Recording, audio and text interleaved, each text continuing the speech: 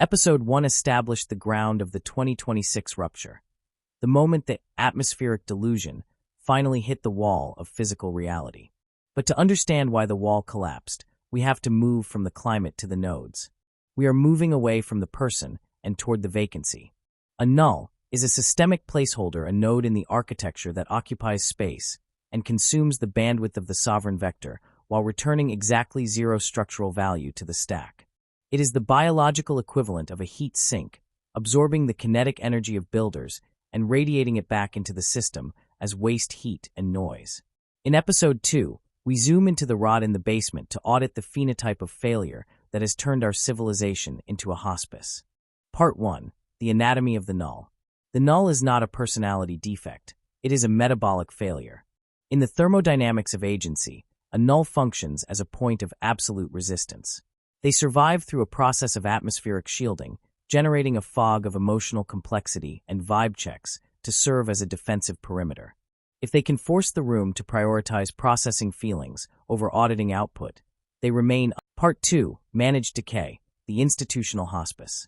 By 2026, our institutions have undergone a total inversion. They no longer exist to amplify the sovereign vector. They have been redesigned to buffer the null.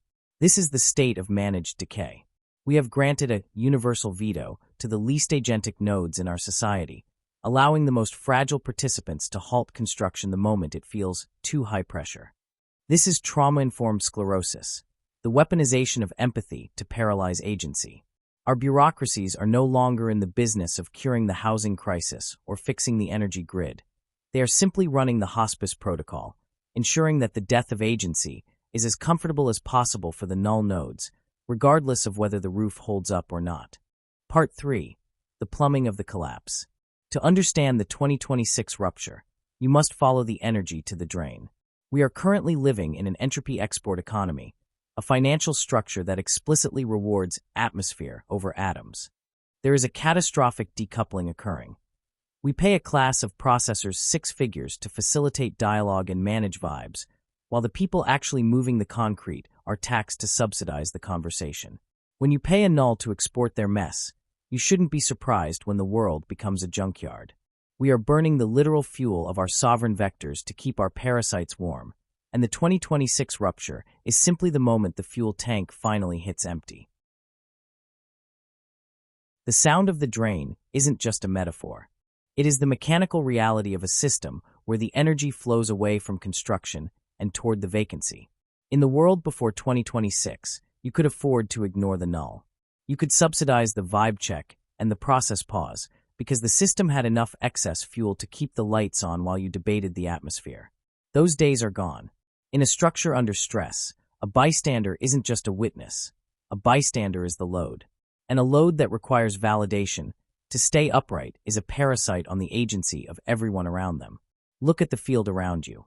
Look at the people you rely on.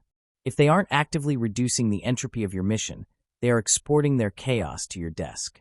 And if you refuse to apply the symmetry scalpel, if you keep trading your bricks for their hugs, then you are the one who is financing the collapse.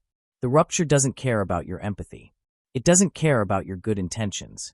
It only cares about whether the roof holds when the wind hits the resonance frequency. Next, we move from the parasite to the breaking point.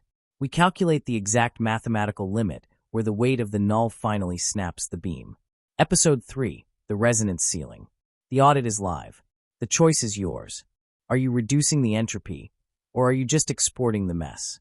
Get back to work.